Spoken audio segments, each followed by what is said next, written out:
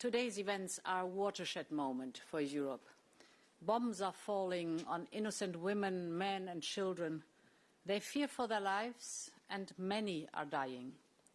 And all of this happens in 2022 in the very heart of Europe.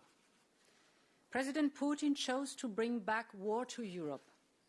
This is a fully fledged invasion in Ukraine. And this fundamentally puts into question our peace order. But today I also say the European Union stands united. Tonight, European leaders were fully aligned in condemning the atrocious and unprovoked attacks.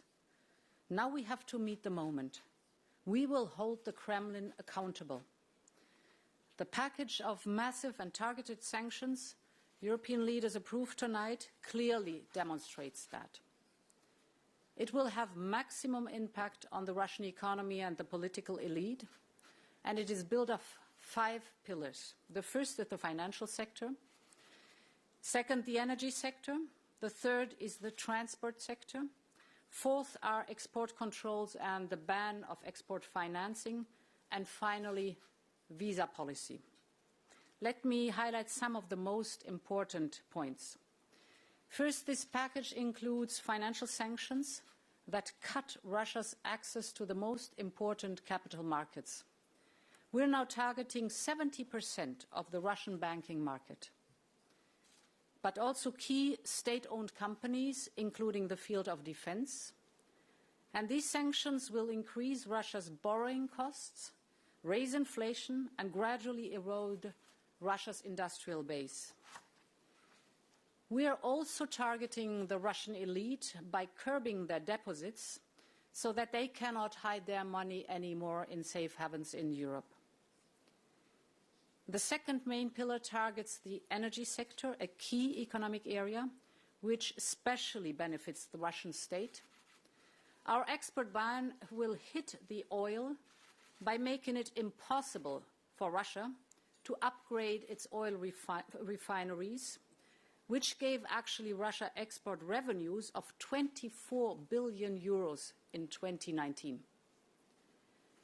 The third topic is the that we ban the sale of all aircraft spare parts and equipment to Russian airlines. This will degrade the key sector of Russia's economy and the country's connectivity. 3/4 of Russia's current commercial air fleets were built in the European Union, the US and Canada, and therefore they are massively depending on that.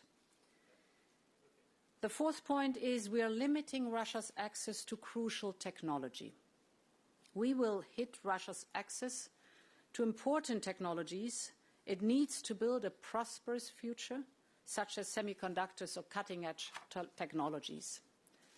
And finally, on visas, diplomats and related groups and business people will no longer have privileged access to the European Union. As always, these measures are closely coordinated with our partners and allies. These are, of course, the United States, the United Kingdom, Canada and Norway, but now also joined by South Korea, Japan or, for example, Australia. Our unity is our strength. The Kremlin knows this, and it has tried its best to divide us, but it has utterly failed.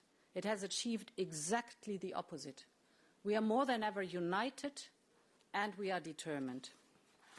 And to conclude, let me stress that these events indeed mark the beginning of a new era.